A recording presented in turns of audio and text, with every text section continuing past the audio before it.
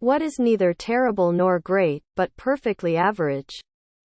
Accidentally putting a little less toothpaste on the brush than you normally do. Public benches. Showing up late to a barbecue. And while there's still plenty of food left, it's not exactly warm anymore, but it's not so cold that you don't want it. A good bit of the human population. A moderately used razor. A canned Coke slightly colder than room temperature.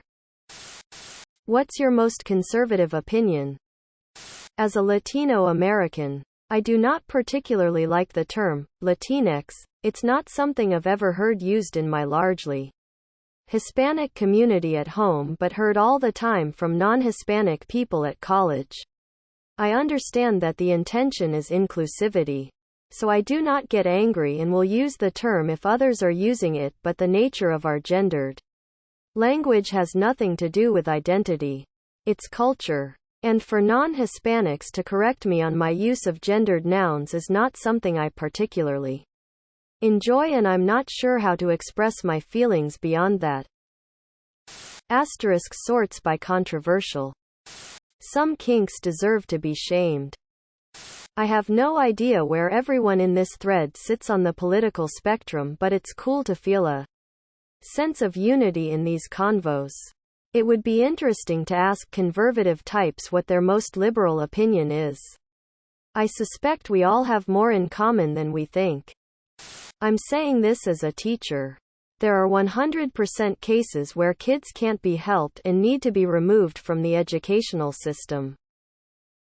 There comes a certain line where a kid needs to be taken out of the public school system permanently, as all they do is hinder teachers, other kids from learning.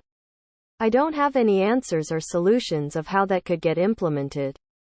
But as a former high school teacher, there were a few students who should not have had free rein in the general student population. Who is your least favorite character on your favorite show? Bran Stark in Game of Thrones. Just felt like the show slowed down when he was on screen. Metatron in Supernatural. That motherfucker. I will admit, the actor is phenomenal. He really succeeded in making fans want to torture that character. Probably Finn's dad from Adventure Time. He's an asshole. Sarah from Ed, and Eddie. Kai Wynn on Deep Space Nine. Oh, how I loathe her. Brian the Boom Guy. What documentary would you rate a 10 out of 10? Enron, the smartest guys in the room. They shall not grow old. Ice Guardians, about the roles of enforcers in pro hockey. Hired Guns, about session musicians who have written and recorded the songs you know, with names you've never heard. Harlan County, USA is a documentary about the warring sides of unionization in a Kentucky coal town and is the greatest documentary film I've ever seen. The Vietnam War, by Burns and Novick, was eye-opening. Every year, we ran out of time in history class and never fully got in depth with this period of history. The war was just a tragedy that never should have happened. I learned so much watching this series. The Jinx, Ed.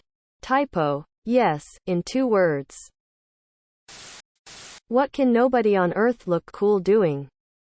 Getting a colonoscopy.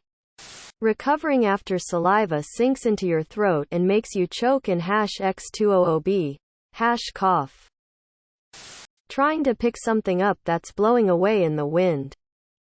Unexpectedly walking into a spider's web. Tripping over something while your hands are in your pockets. Pushing a door with a pull sign. How do you flirt with guys without embarrassing yourself because you're not very attractive? Compliments. Not just nice shirt, but genuine compliments about something related to their personality or interests. What worked best for me was going for guys who are a little, if not totally blind. I challenge them to duels. It weeds out those without the right dramatic flair. Guy here. I'm just pleased that someone's flirting with me. I don't judge their appearance. Pretty far from perfect myself. So who am I to be selective? Lean your neck forward then down. Open your arms and curl your fingers as to imitate claws. And walk in a low yet very wide stance.